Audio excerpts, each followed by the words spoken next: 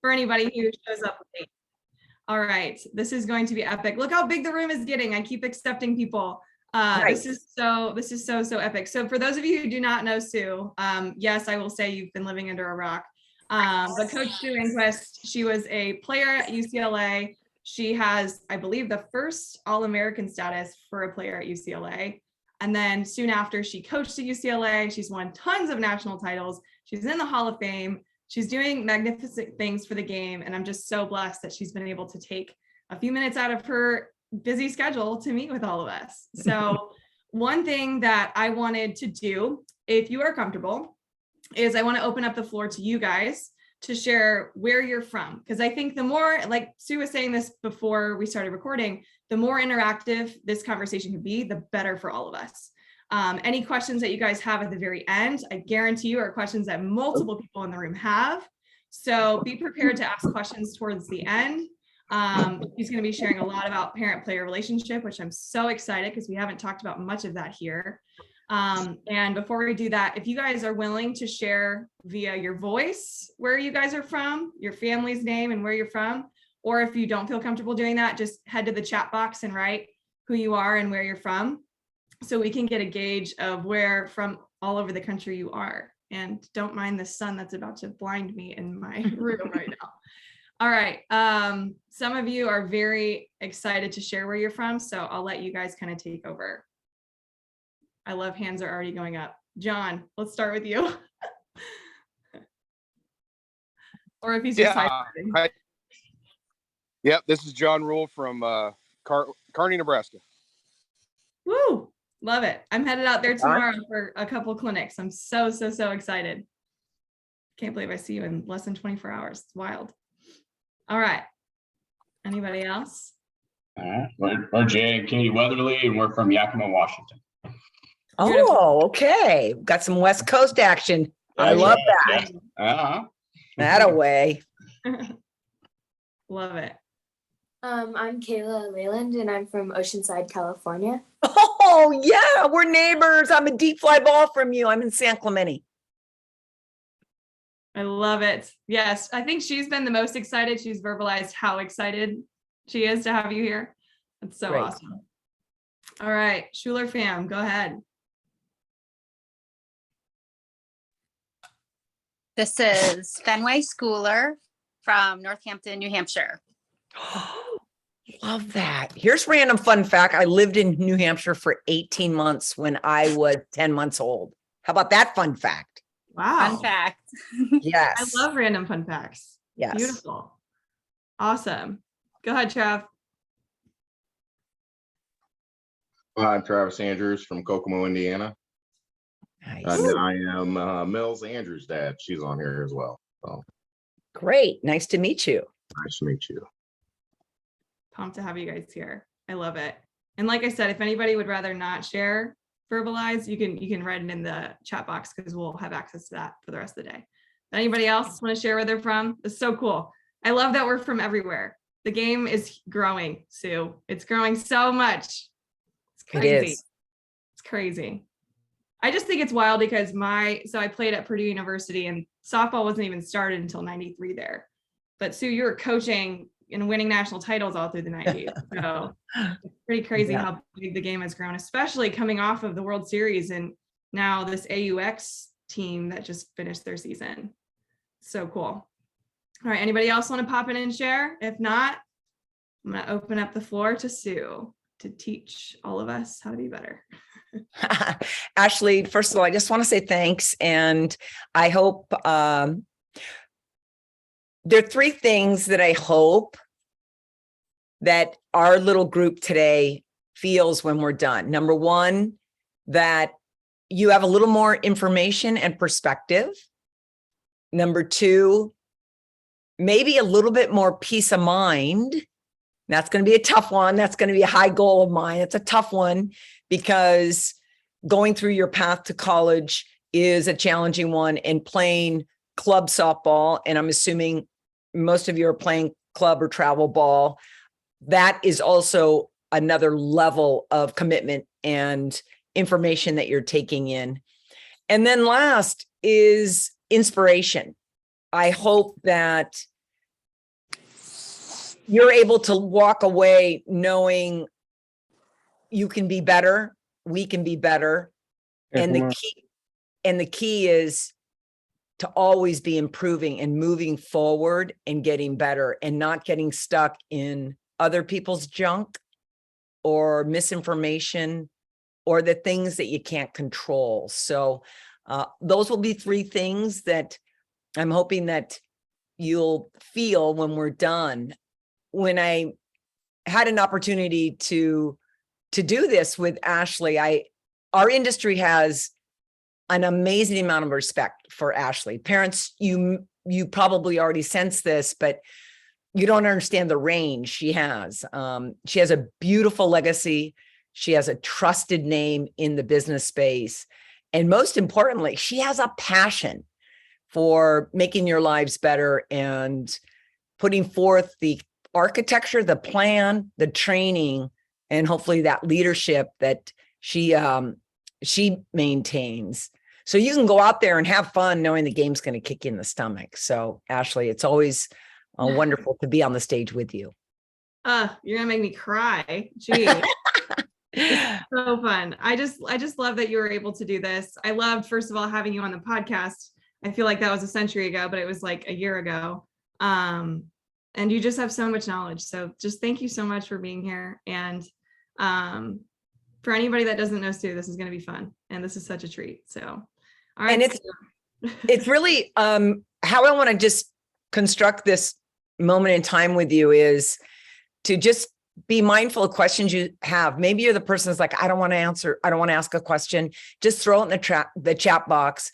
I know Ashley will be keeping an eye on the chat box because there are so many things that I can talk about. And my anxiousness that I always have is, did I answer all their questions? And so I'm going to give you an update on, many of you may know me as the former UCLA softball coach. I'm a consultant. I've been a consultant. I retired in 2006 after 27 years of being UCLA's assistant, co-head coach, and head coach. When I retired, I got into administration. So I got a whole new lens from which to see the world, both from parents and players, but from a university perspective. And then from there, I started teaching graduate school. So I'm a graduate school instructor in transformative leadership and coaching, and that gives me great joy. In my consulting life, my main interest and skill is really around team cohesion. So I currently have 6 college clients that I work with. I try not to go above 6, and I'm currently on staff with USA Volleyball. And I really enjoy the traversing sport concept and really seeing how much I can get better in multiple sports. So that's a little background on me, what I'm doing now, so you can understand that even though I haven't been coaching for a really long time, I've never been closer to the teenager, because when I go in and consult, whether it be doing online camps, whether it be consulting with college teams, I'm constantly traversing through anonymous polling the teenager landscape. So when I go and speak to parents, I may not be speaking for your daughter, but I speak for her generation. And because we have picked a sport that does a horrible job of putting the parents on a path of objective, vetted information, there is no objective manual for sport parents in softball in how to be the best you're capable of being for your daughter as she traverses this competitive landscape with the hopes of eventually competing in college. So the first thing I want to say is as somebody that's been in the sport, I failed you, and we should have a vetted and verified manual for you. And so what can we do in this little minute? What we can do in this little minute is I'm going to share with you the most valuable, popular, concerning information from the daughters that have traversed the path to college and now look back at their youth experience with the interaction with their parents. So my goal is to be a truth teller, to keep those student athletes' anonymity in check, but to tell the truth about the pressure that the student athlete feels today. And so I found that they go into 5 pillars, these areas. They fall in 5 pillars. And so I'm going to start with just asking a question and then being able to share, hopefully, how it can become relevant to you. And why, if it's something that you haven't focused on, maybe explain why you haven't been able to do that. Because I believe the responsibility of a sport is to have a parent jump in and get on a ride and feel emotionally safe and intellectually guided. And I don't think we do either. And so once again, I apologize for that. So let me go through the 5 key questions, the 5 key pillars that I have found that are timeless, whether it was a parent in 1980 when I was coaching, 1990, 2000, 2015. I was with a group of parents a week ago. They were parents that had student athletes that were highly successful in Division 1, 2, 3, and NAIA and community college. And it was applicable there. The language, the vernacular between the student athlete and their parents was still consistent. Number 1, parents and their daughters that truly have relationships around sustained improvement, that the parents aren't focusing on the batting average, not focusing on how many coaches were in the stands watching, that aren't focusing as much on the results, but they're really focusing on these micro behaviors that student athletes have to possess at a young age. So the parents out there that may have a 7th grader, you may say, well, she doesn't really need to know those yet. Actually, she does, because many of these skills that you need to learn, and I'm going to talk about the skills that you need to learn around sustained improvement that a college coach values when you get to college. Because in my retirement, one of my givebacks is I wanted to close the information gap of information. So I created a company called One Softball, ONE softball.com. You're not going to find anything for sale in there. You're not going to find any paywalls. You're not going to find any advertisement. I funded the whole thing. There's 1,100 2-minute videos. And people say, well, why did you do that? I said, I traversed the country for 3 years and asked parents and student athletes questions. What do you want to know from the college community? And then I synthesized those down into over 1,000 questions. And I had our most trusted people answer those questions. And so you can go to onesoftball.com and just type in keyword search, and those videos will come up around failure, path to college, being a good sport parent, dads and daughters. But this idea of sustained improvement is one where the parents aren't fixated, especially in front of their daughter, around scholarship, around all tournament trophies, around getting the recognition, but they're fixated on work ethic and attitude. And so how are we manifesting these conversations around effort and attitude? How are we getting our daughters to articulate, to talk about what good effort looks like? So when you go into an office with a college coach, they may sit you down and say, oh, hey, Susie, I got your letter that says you're a really hard worker. Can you tell me what that looks like and how it looks different than everybody else in your age group? And you're either ready for that question with examples, or you are a deer in headlights and you do the very popular turn and you look at your parents. And so starting right now today, I'm going to ask you to start your effort and attitude journal. If you're not a journaler yet, I would strongly recommend you become a journaler. Do it on your own time. You may say, Sue, I'm a terrible writer. Doesn't matter. Do bullets. And each day you talk about your gratitude. What are you thankful for? Your grit. What did you work hard at? And your grace.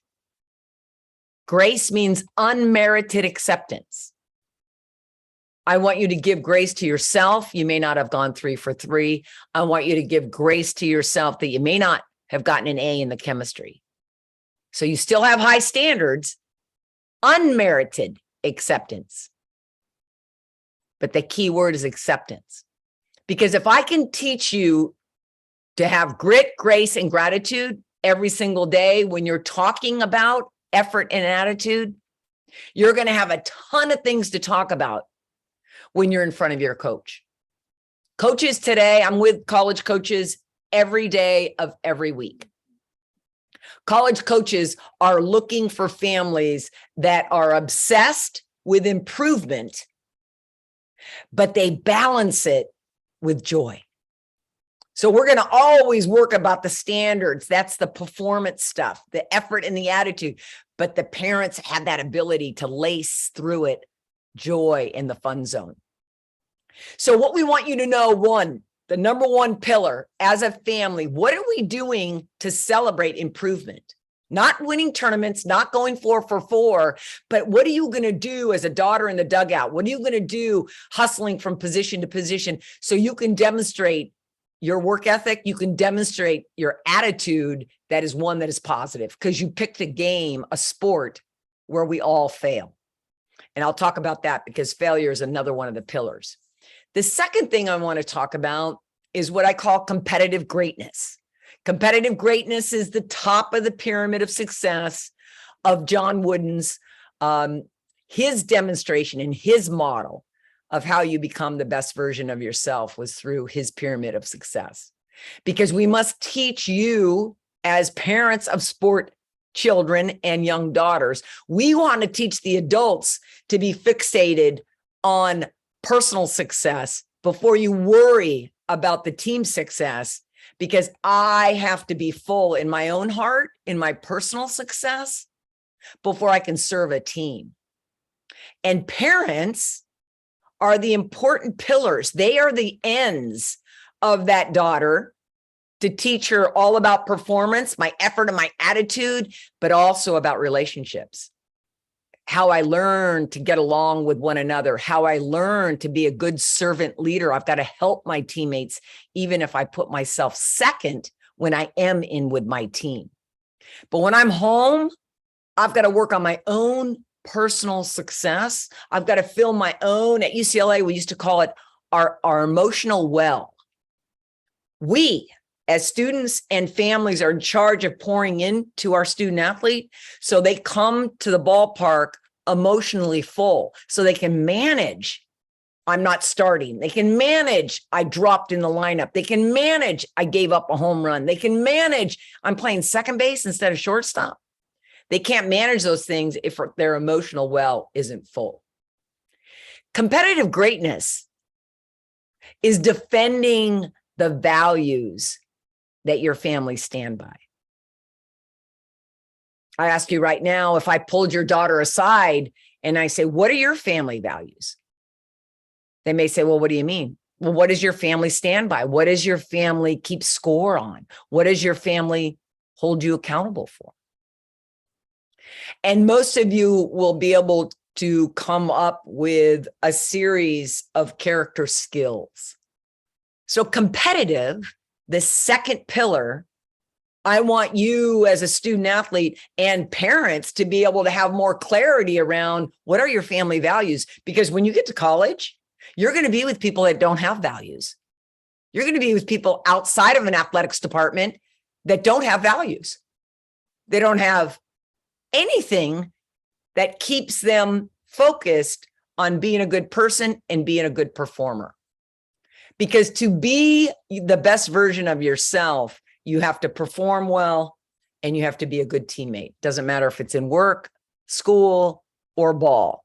You got to learn how to be a good teammate. So what are your family competitive character skills? So maybe that's a little homework. So homework number 1, let's start a journal around effort and attitude. Number 2, as a family, let's sit down and have a conversation where the daughter does the talking and the parents simply say, what are the things that you believe we value in this family? Now, daughters may be going, I don't know. I have no idea. To the daughters out there, here's the quick fix.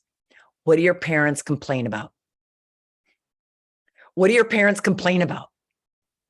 What are they always telling you to do? Those usually represent values in your family. Maybe they're saying, Dana, we told you to meet at 4:00 and it's 4:01.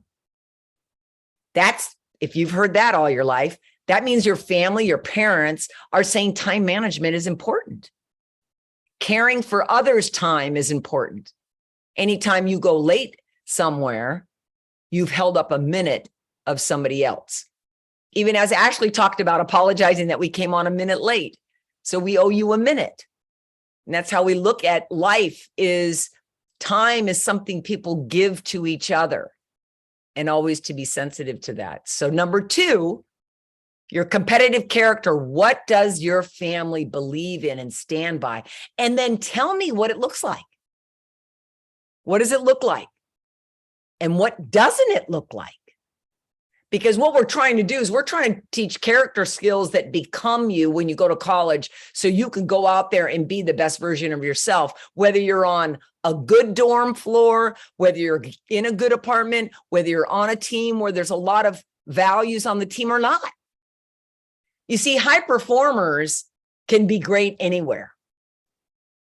My parents taught me, our core values as an Enquist was that good talent is flexible. Meaning you can go play for anybody, Susie. I don't care if he's yelling at you. I don't care if he's loving you up. We had male coaches all throughout my lifetime. Good talent's flexible. If you have your effort, you have your attitude, and you have your failure recovery. My father said you can go ahead and master anything with effort, attitude, and failure recovery. I'm a daughter of a military father, a 2-time Purple Heart, so you can picture the rigor in the Enquist house. But I'm also the daughter of a nurse. And my mother taught me never to judge shoes that you don't walk in. Don't ever judge shoes you don't walk in. And to remain curious in every room you walk in. Because you will meet people that didn't have the resources, didn't have access to excellence like you did, Sue. And it'll be your job to turn and pull them up and in. Because that's what great people do, my mom used to say. Those that don't have or weren't given what you were given, it's your job to turn, pull up, and pull in. So I learned about the rigor, the rigidity of excellence. My father never told me I needed to hit 400, never told me I needed to get that first scholarship.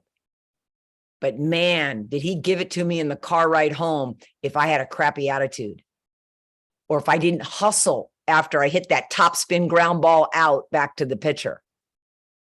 He says you're going to master failure recovery because few people know how to own a mistake and move on. So you're going to learn mastery of failure recovery, which means my bad, 2 outs. And that stayed with me my whole life. And when I became a coach, that was station number 5 at UCLA. You're going to fail at this drill 95% of the time, and you're going to learn 2 pats to the chest, give the outs, point the finger, and move to the next play. So this idea of failure recovery, you're going to fail and recover faster than anybody else. My father told me, I'm only going to watch one thing. You better be first up after failure. And so that's something that we'll talk about when I get to the failure recovery pillar. So this all lies in that competitive greatness. Do we as a family have a set of values that we are teaching our children, and we have to model those? So if we are saying you have to have a good attitude and you have to work hard to your daughter, then you have to demonstrate that. So when it comes to in the stands and you're yelling at the umpire or you're yelling at your daughter, you know, get in your power position. You know what she's saying? Shut your pie hole. More times than not, that's what they're saying. Now, maybe, of course, not these families, because these families are investing in themselves. But I literally did a nationwide questionnaire to women and girls 12 to 18 years old. So I tried to tackle junior high all the way to freshmen in college. And guess what? The number one most difficult, devastating, and annoying thing that happened to them was the noise coming from the parents during the game.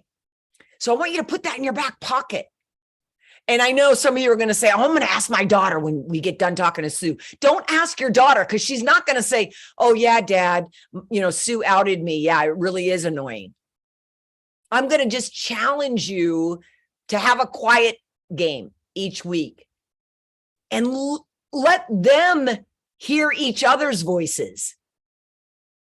Let them hear each other's voices and give the game back to them. Because once they own the game, they become very, very efficient around their emotional recovery. The second thing I learned from this national questionnaire is the game isn't fun for them, because there's too many people over coaching, over educating, over getting in their own business. And so any of you dads or moms that are coaches, let them have 30 minutes of practice and let them run practice. Let's try to make the game smaller and make our players bigger in the game. And we can't do that if we don't have great competitive character skills around our family every single day. I call it the drip, drip, drip method. I never had a list of rules from my father and my mother. I just got it drip, drip, drip over those 18 years before I left to go to college. The third pillar is being able to be organized as a family. If we're saying family is important, are we really taking family time on that softball trip? Did we organize in a day where we get to be goofballs, where we get to goof off? No, we're not going to put the glove out there. We're not going to hit fungos. Where are we putting in our organized time to be goofballs? So we always need to be able to have family goofball time to remind all of us in the family, no one play, no one game, no one season defines us as a family. That we will love and cherish our student athlete daughters forever.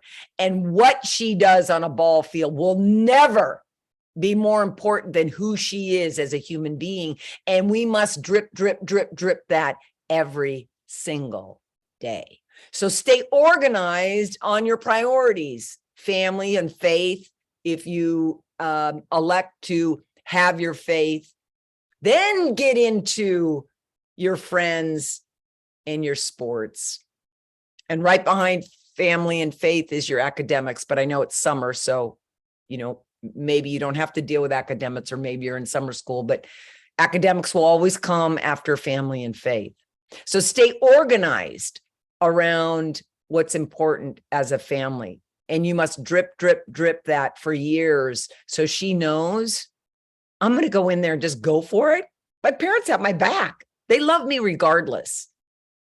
But if parents, you're talking about scholarships. Oh, Susie got a scholarship. Did you hear so-and-so's going to Indiana University? Oh, have you heard the latest? The catcher from blah, blah, blah, blah. All that does is weigh on your daughter that she hasn't gotten an offer yet. So be sensitive to your language, especially to and from the ballpark.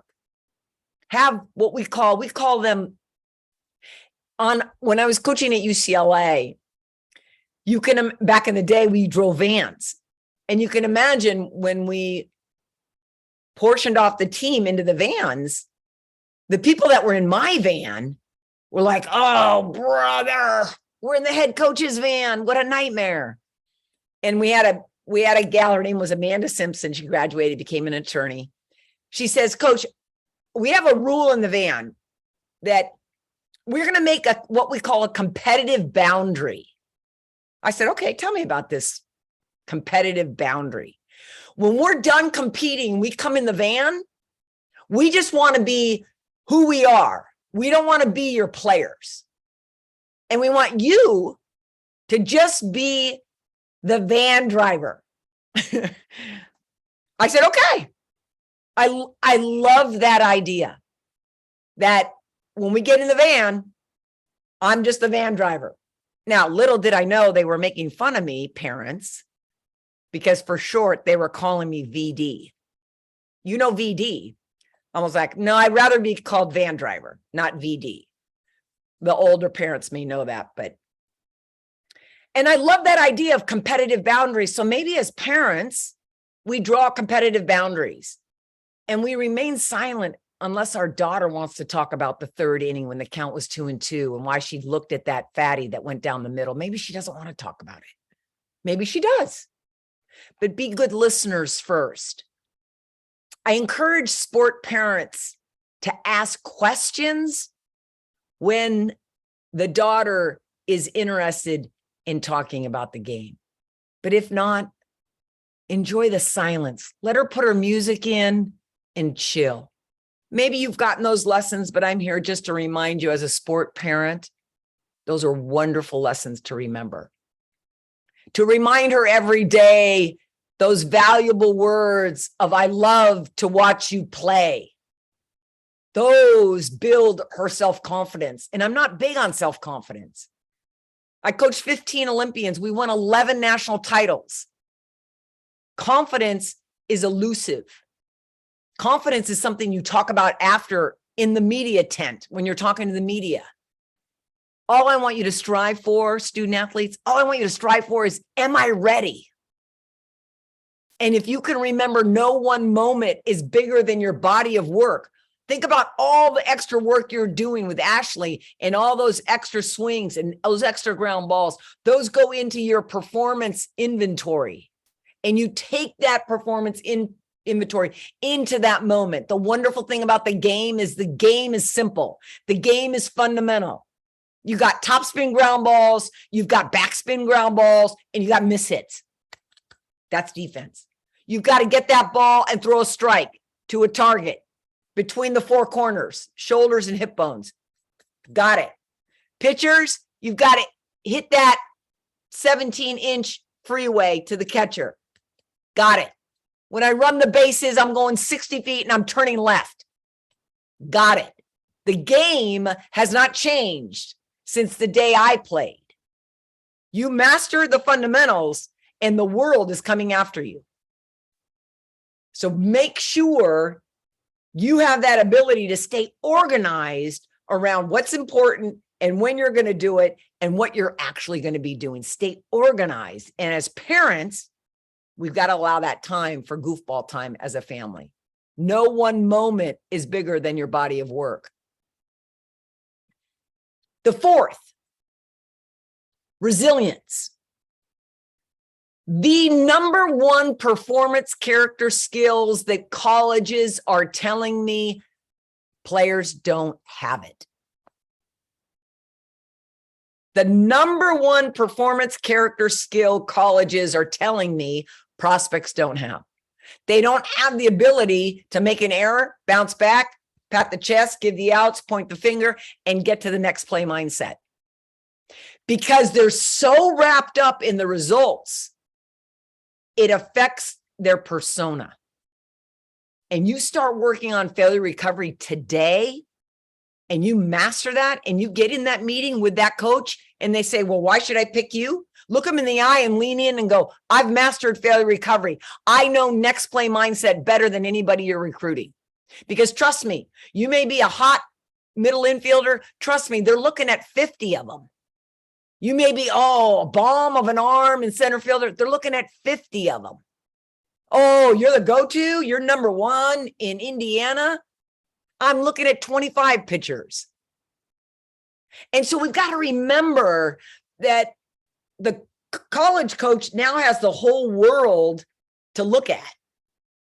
And how are you going to stick out? You're going to stick out because in the interview, you're going to get it in the college coach's eyes. And the number one thing you can do is be comfortable talking about failure. Parents, we talked about grace, unmerited acceptance. Unmerited has to do with their standards as a parent that you're upholding your daughter for. You have to uphold those standards. Honey, I'm sorry. We said that we were doing this, this, and this. You didn't hit that. That's the standard. I'm going to love you. I'm going to accept you regardless. But I still have to hold that standard. My father said the greatest compliment I can give you as your father is a high standard. My father was very rigid, never raised his voice, and he never put shame on me. He never put shame on me, failed a lot, but he never put shame on me. It was all about getting better. Hey, you know what? You're going to be better next time. I wasn't very good in math. I was told by my academic counselor in high school I would never make it at UCLA because I didn't have the academic aptitude. And my father said that counselor doesn't know about your performance character skills. You're not only going to go in there and do well, but you're going to thrive. And that's all I needed to hear from my father, because he was the one that always held up those standards. He was very rigid. And if he was saying, projecting success, I knew I could do it because I had the effort, the attitude, and the great failure recovery. Failure recovery must be in your toolkit when you go to college, and you have to be able to tell them, what does that look like? And how do you look different than other people? So you can't fake it, because we know how to, college coaches, we can smell phonies better than anybody. I can read a mom and dad and a daughter in a room better than anybody. College coaches are like highway patrol officers. They don't need a radar gun. They know when somebody's speeding because they've got a tested level of experience of the same environment over and over. We know what great sport parents look like. They come into the coach's office and they shut their pie hole. They just sit there and they watch the movie called their daughter. You know, when you go on a movie, did you ever think about, no one gave you a rule book that when I go into the movies, you're supposed to sit down, mind your business, put your phone off, and go on an emotional roller coaster in your head and shut your pie hole. And I'm going to ask you to use the same movie analogy when she gets on the phone with a college coach or when she's in the office. If you have to carry her through the interview, shame on you. Shame on you. You want a daughter that's going to come in and go, Mom, Dad, I've got it. I understand the things, the pillars that are important to get through college. And definitely the fourth one is that recovery, being resilient in your failures as a student, as a daughter, as an athlete. The last one is energy. The last one is energy. And you've got to be able to understand there's demonstrative, loud energy, and there's quiet energy. There are people in the world that are quiet thunder. Maybe you're the shy girl. If you're a shy girl out there, I'm talking to you right now. Out of those 15 Olympians, 9 of them were shy girls. 9 of them were shy girls. And so I want you to know you don't have to be all yakety yak, I'm all that. But what you do have to do is you have to know how to connect to people 1v1. You've got to be able to be vocal enough on the field to direct traffic when it comes time to communicating. And so energy is to bring the same level of energy every day, whether you're playing, Little Sisters of the Poor, or you're playing the New York Yankees. You bring the same energy and you never get caught looking at the shirts in the other dugout because you know your game. You've got your effort, your attitude, and your failure recovery. And to be a good teammate, you bring energy to others.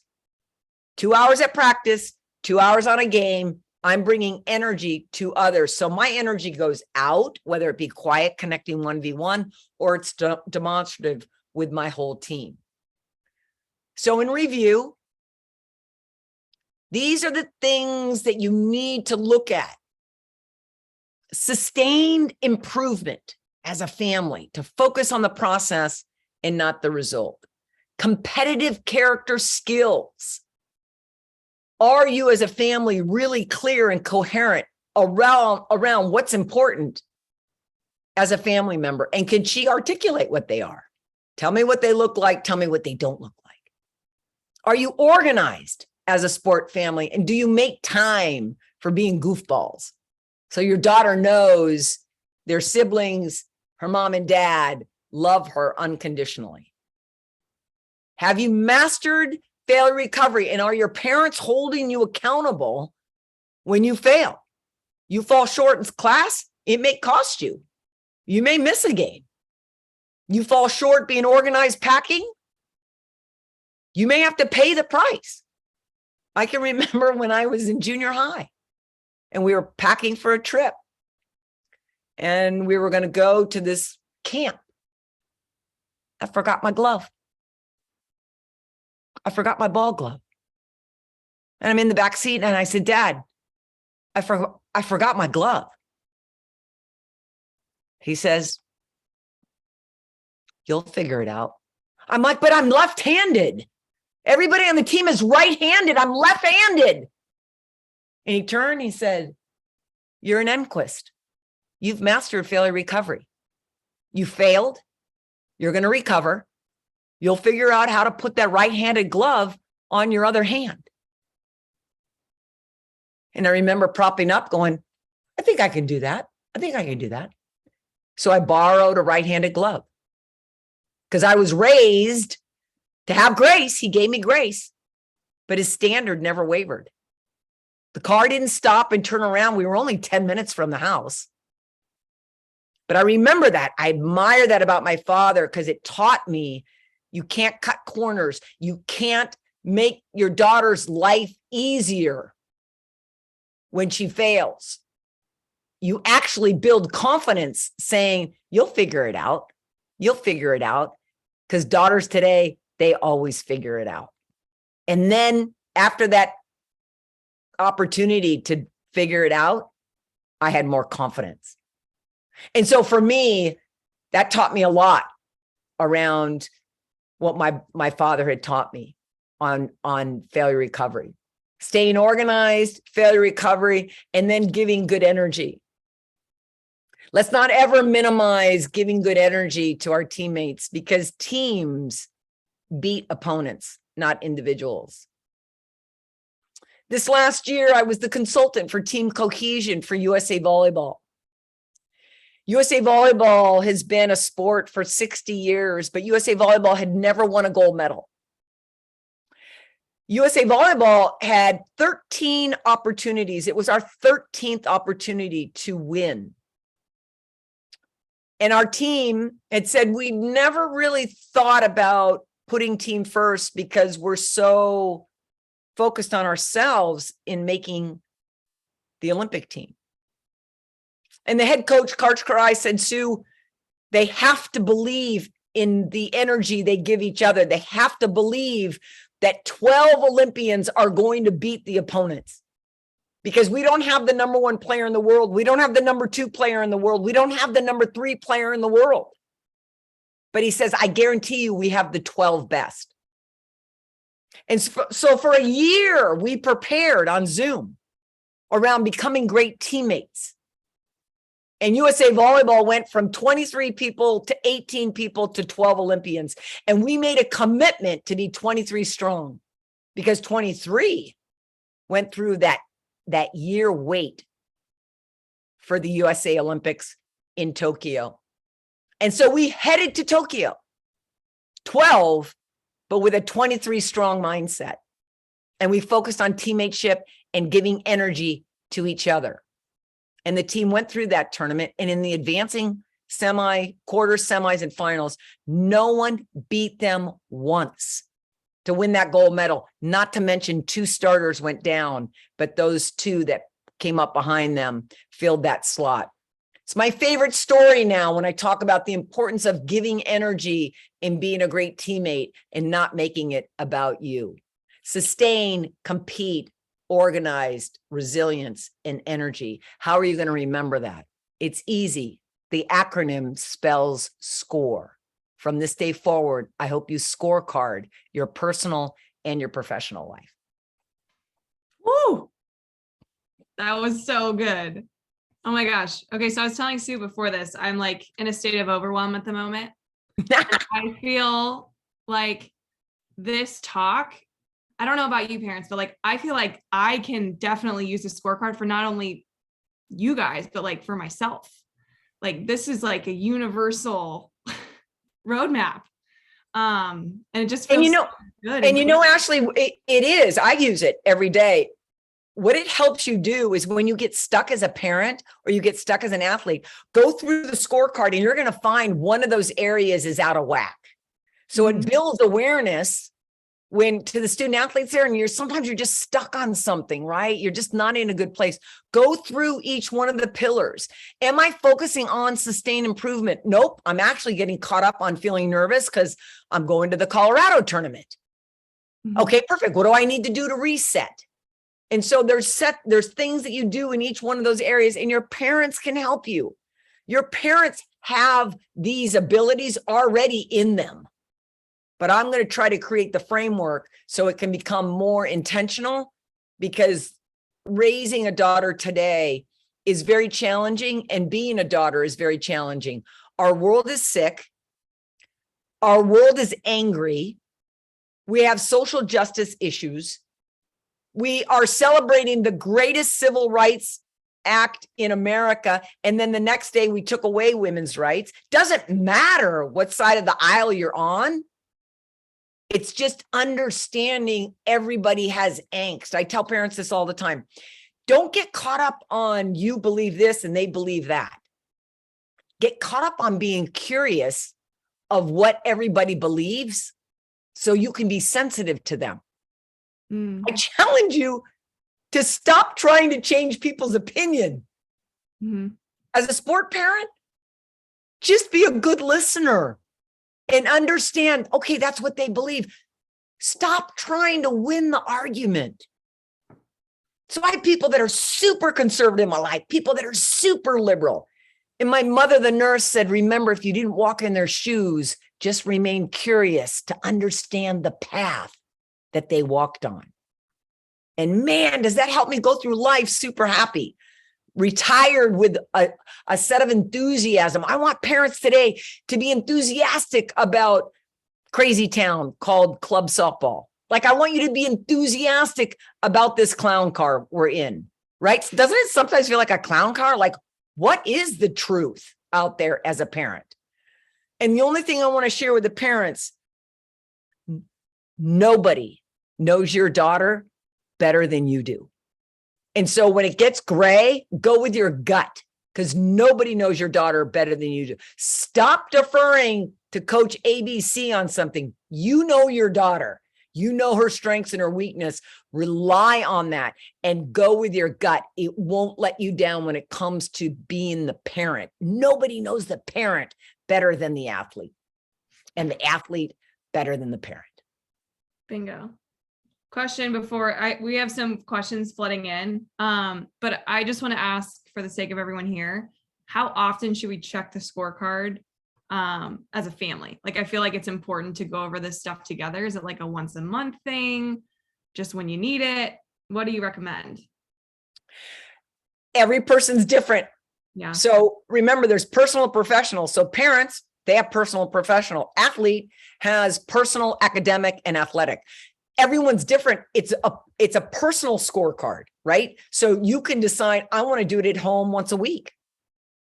You, Ashley, you have a leadership and technical coaching business.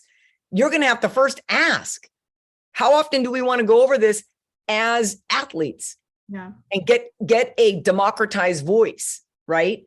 So Mhm. that way everybody can stay on path in a rhythm that is comfortable for them.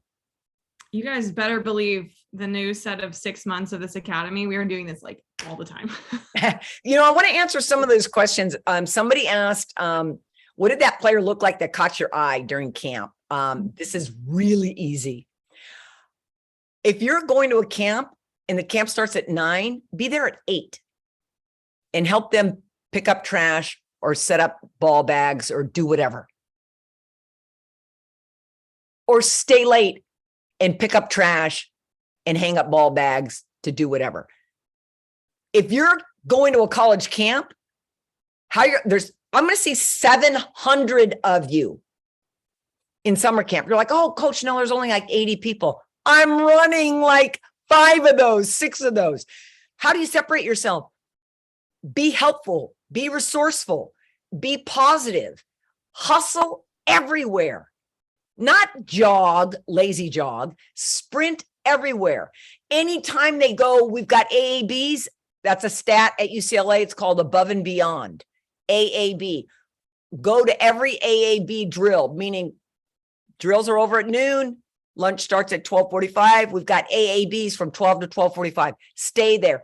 Ask a bazillion questions because coaches today want players that are engaged. Now, technical. Let me run through it quickly. I need a pitcher that can give up a home run and then strike out the next kid or get an out. So I'm looking for that above and beyond, that ability to fail and recover as a pitcher. As a catcher, you've got to throw a line, belt high, tag side to second base. I need you to be able to do that when the ball is in or out, up or down. The middles, you've got to be able to show me you can go opposite to where you're throwing, shortstop, 5-6 hole, and you've got to be able to keep that lead leg, that knee inside your front foot when you've got to transfer weight and throw a rope to first base. Outfield, if your ball is dying on the relay, I want no part of you. And I want you to be able to throw in the 4 corners on all defensive positions, except when you're going to throw 2 tags. Tags, we want them belt high, tag side. Everybody else better be right in the 4 corners. It takes 1/10 of a second out to put my glove out here, 1/10 of a second to come back in to make a tag. That's 2/10 of a second. That's 4 feet when they're running the bases. How many times have you been safer out by 1 step? So those are things overall on defense. When it comes to hitting, I want you to be able to hit that inside pitch up the middle. And I want you to be able to hit rising line drives that are down and out. I don't want a flare banana. I want a rising line drive into that 8-9 hole. I would love for you to be able to put the bunt down. I know the bunt's not very important, but it appears its ugly head during the World Series every time. So I love being able to master the little things, especially when you work on it. You can get really a lot better at it. So those are some of the technical things. You now live in an area of time where we have wearable technologies. I'd be looking at all of your bat metrics, your exit velocity, all those kinds of things, and compare them to other people at your position. Now, this all goes out the window as UCLA. The first thing I look at is your academic credentials. So I've got to see what your resume looks like in your grades before I even look at your swing overall. Those are some of the things that catch my eye when it comes to the recruiting process. What's an example of how you practice failure recovery? My favorite one was on defense, wherever they were throwing, I sat that receiver down on a bucket. They could not move their glove right in front of their face. So you can imagine you're going to fail 90 out of 100 on that. And then you practice, pat my chest. I want everybody to know I'm owning this moment. Give the outs. I'm telling everybody I now am back. I know the outs. Point to my teammate next to me. I'm connected to you as we're going to go ahead and be 9-on-1 against this batter. Awesome. Awesome. Have you been stressed about this game and how do you handle it? What's the question? Have you ever been stressed about this game and then how do you handle it? It's from a player. Oh my goodness. I want everyone to know, mom and dad, stress is not a bad thing unless you don't know what to do with it. So everyone knows we got a strong voice and a weak voice. Our brain is wired to protect us. So when it says, uh-oh, this is important. Everybody's got a special outfit on today called our uniform. Wow, those stands are full. They're usually empty Monday through Friday. Who are these people coming with those powder blue shirts and black pants? Your brain's going, uh-oh, bing, bing, it matters, it matters, it matters. Shut down everything. We've got to protect this player. You just have to tell yourself, oh, I see, good stress. Thank you for that good stress. Your strong voice is going to say, what are the things I did Monday through Friday to give me peace of mind in this moment? Because no one moment is bigger than the body of work that I just executed. That's my strong voice. My weak voice says, watch out, this game counts.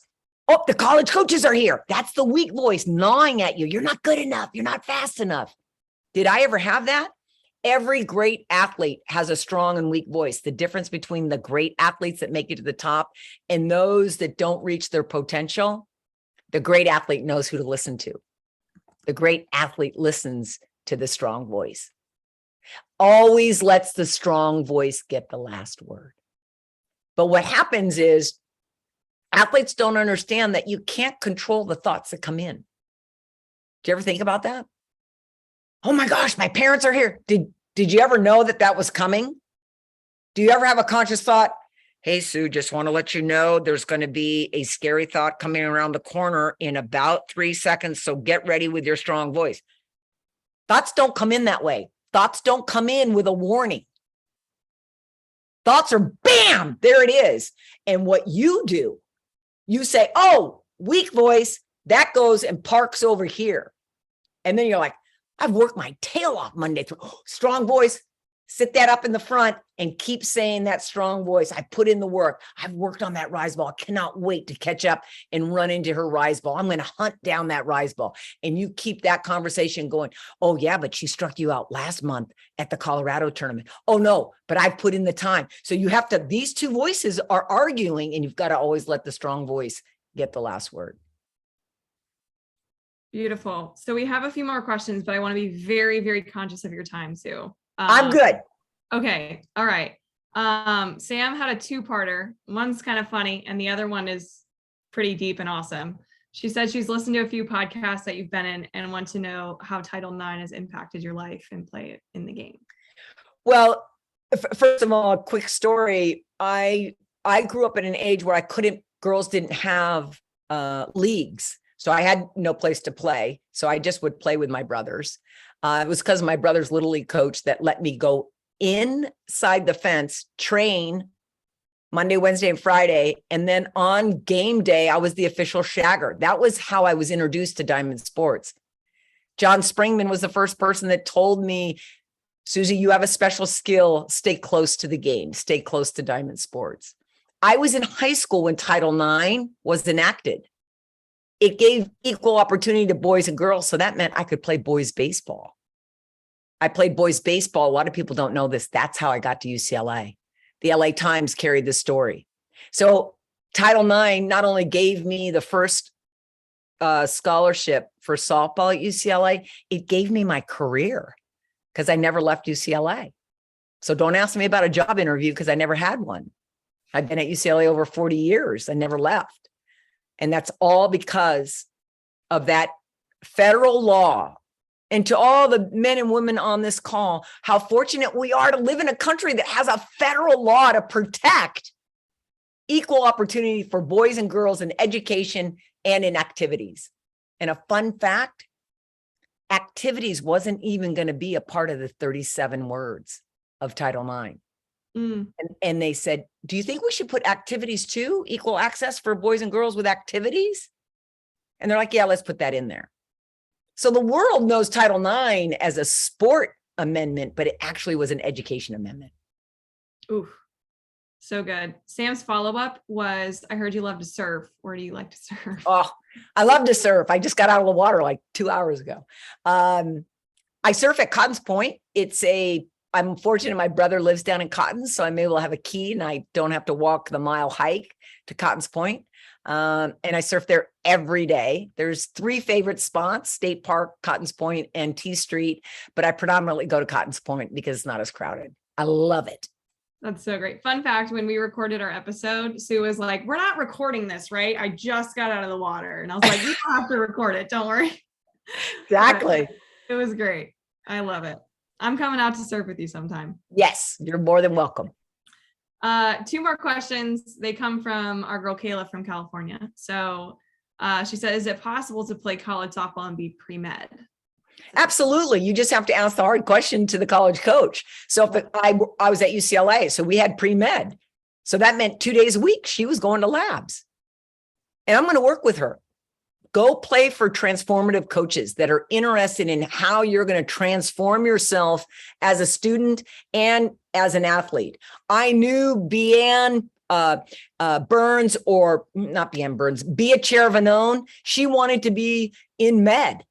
So I had to let go of her a couple of days a week, and it was worth it to me because getting that degree and having that career was really profound. Did she miss out on some swings? Yeah. Did she make it up? Yeah. It can be done. You just have to find that coach out there that believes in transformational coaching, that developing the person is the single most important thing. I love that stance. She also asked, after games, when would you recommend to go over what had happened? And I think everybody's different, but. Yeah. So is that from a parent or from a athlete? From a player. Oh, Yeah. Go over the game with the coach or with the parents? I don't know. Kayla, what do you think? Which one are you asking?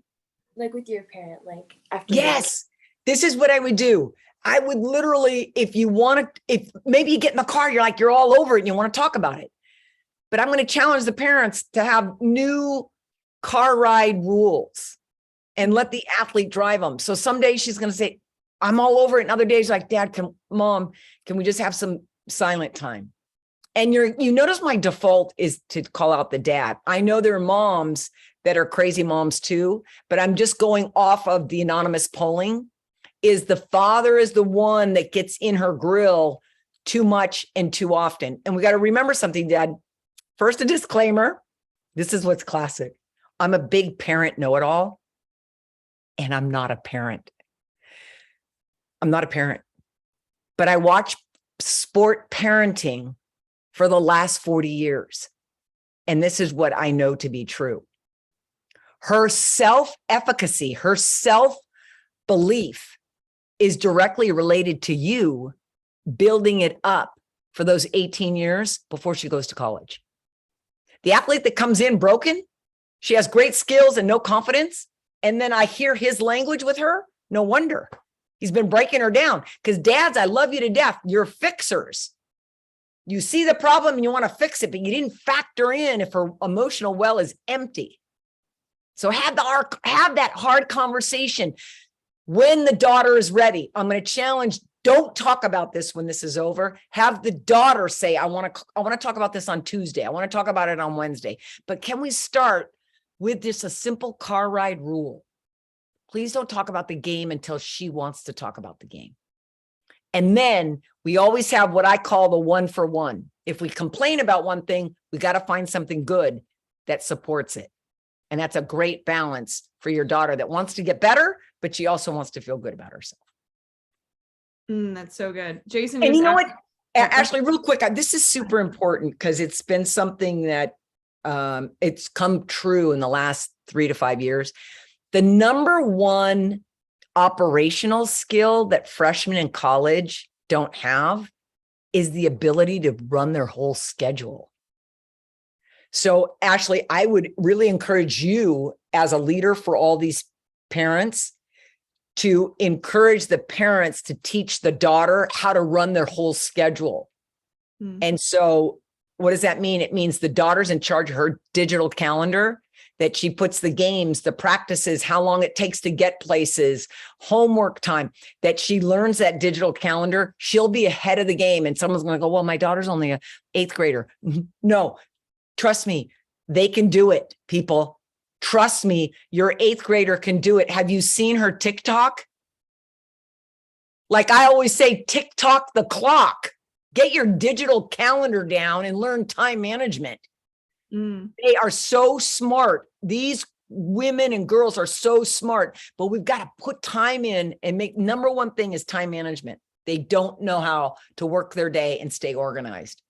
That's so true. And I think a lot of confidence also comes from doing what you say you're going to do. And when you apply an entire schedule and you put it together and you do it, that's like a really good way to not only build confidence, but also keep yourself accountable. And that's a question that people ask a lot is accountability.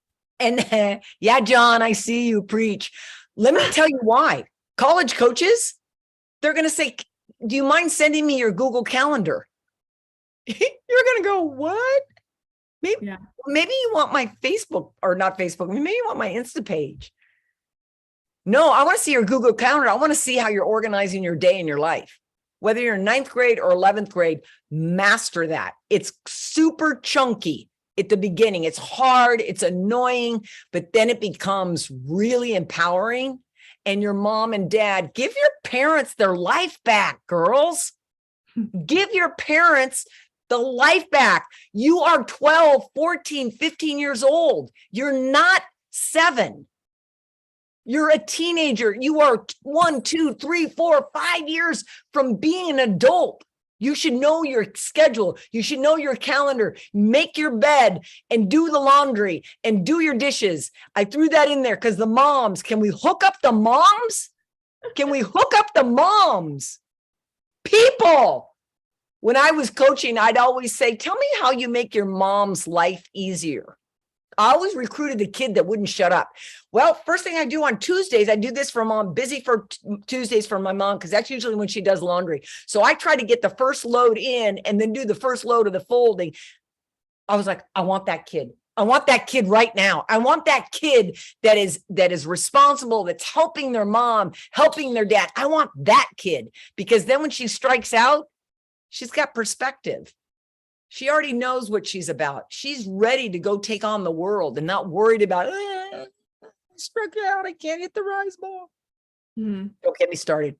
Oh, it's amazing. Okay, this is going to be the final question of the day. If you guys have other questions, Sue's always in my back pocket, as she says, so I can always send her an email and be like, when do you have time, maybe answer this question. But I think Jason's question is really good, and a lot of people have this one, is any tips on finding the transformational coaches?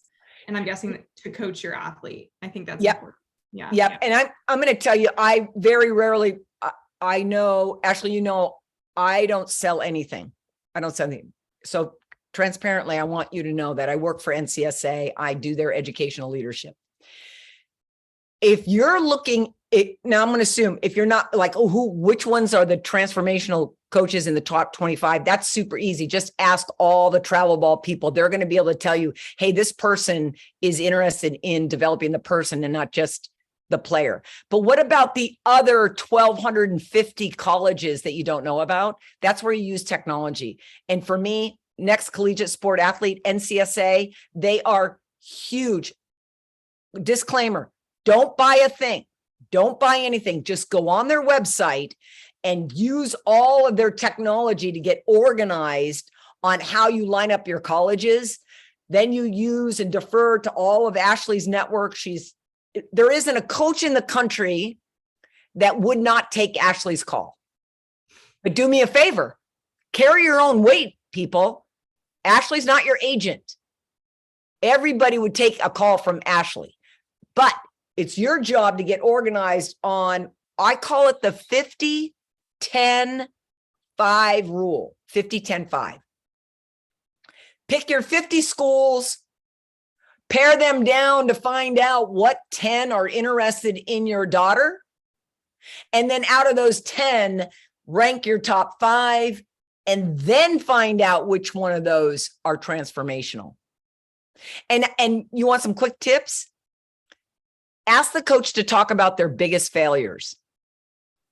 Ask your coach to talk about what they're most proud of and see if it has to do with the student athlete development or it has to do with trophies. So transformational coaches talk about process, they talk about character, and they talk about the coach and the player are in a relationship together for that sustained improvement, the S out of the score. That transformational coach holds up the rules based on character. So if your character is flawed, you could be punished. A transformational coach puts academics first. So when you have conflict, you go and take care of the academics. A transformational coach doesn't punish you for failing, only punishes you when you have bad failure recovery. A transformational coach makes you believe in yourself. They're an engineer of belief. Great transformational coaches create belief in others. It's not about them, it's about the player. That's amazing. And I know a lot of people struggle with that, even in travel ball, trying to find a coach to play for that'll get the most out of you. All of those things apply. Yep. Not just for college. Like, it's the best coaches I ever had all of those things. And they're And very in the recruiting, I know we're out of time, but I'm going to ask them to remember these 3 things in the recruiting process. You are in an environment where people say, wait to be identified, go to a tournament and let people find you. Doesn't work that way, people. Does not work that way. You have to find the college. And that's why I always say this is a crazy math problem you have, but we have technology where you can see, look at your top 50 schools. How many of them are graduating your position? That alone is going to give you an idea about your value. Number 2, if you're not preparing right now to get on a camp clinic tour, if you can afford it, so you can get on those campuses in front of the college that you're interested in, huge. Oh, well, I'm interested in Florida, but we're going to the Ohio State Clinic. Perfect.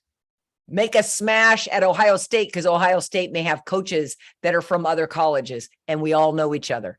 So be proactive around getting in front of schools. Make sure you've got all of your objective measurables that are updated all the time. And then last is the positivity around the recruiting. Just so I can say this because I'm retired, we all talk. So if I'm talking to Ashley, I'm going to say, oh, how's her arm? How's her glove? How's her attitude? I ask, how are her parents? Parents are being evaluated based on what comes out of your pie hole, based on how you talk to them after the game, how you act in the recruiting process. So the parents are being recruited as well. And you may say, oh, Sue, parents aren't going to turn down a kid that's hitting 600 with crappy parents. I'm like, oh, you're absolutely right. There is that 1 in a million kid that you'll put up with the parents. But let me tell you, most of us, we fall in the middle. So how do you separate yourself as a parent? Be positive. So be proactive, be prepared, and be positive. amazing. Can we all just like do those clap emojis just to thank Sue for coming in and hanging out with us? Holy smokes. There's been so much clarity, so many answers to my brain. Questions answered today. I took 4 pages of notes and the entire time I saw like parents taking all these notes. So this has been a tremendous hour. Yeah, well, sorry to the parents that we're keeping after. I want to say something to the mom and the dad and the daughter that has anxiety on game day because of the noise in the parking lot, the noise in the stands. I'm going to challenge your parents to buy 2 beach chairs and go park down the right field line. Just you and your wife. Look at the Weatherlys. They're going Go like down, this. go down to right field line. That's what my parents did. Go down the right field line. The peace and the joy that you will gain by watching your daughter and her teammates play in the quiet, wonderful summer sun will be transformative for you as a parent. Because at the end of the day, your daughter is not vying for $1 million contract yet to play professional softball. Your job is to be her biggest fan with high standards for her to develop a foundation in college, to go out and be a good person and a good citizen. That's the big picture. So don't get caught up in the noise. Every team has a know-it-all. Every club team has a know-it-all mother or a know-it-all father that has everybody's ear. Oh, did you hear UCLA is signing so-and-so? Oh, did you hear the transfer portal's got, but shush, and go down the foul line, 2 beach chairs. I guarantee it, your summer will be better. Everyone's will be. The Weatherlys went nuts when you said that. I think they do this. So they know. Such an incredible hour with you, even a little bit more. I have recorded this entire thing. So those of you who want to go back and they're like, oh gosh, I think I missed something. All of Academy members are going to be able to rewatch this. This is exclusive just for you. I'm probably going to watch it once a month, just to get back on these topics that are so crucial and important to all of us. So thank you so much, Sue, everybody. Some people are saying thank you. Amen. Thank you so much. But this has been so amazing. I'm so You're welcome. Anything you need, Ashley, I'm there for you. Oh my gosh, I'm so excited. All right, you guys, thanks so much. Thank I'll you. be in touch with all of Thank you. Yep, all this stuff going on, but you guys you. are incredible. Thanks for being Yeah, here. thank you. Bye-bye. Thank you. Bye. Bye-bye.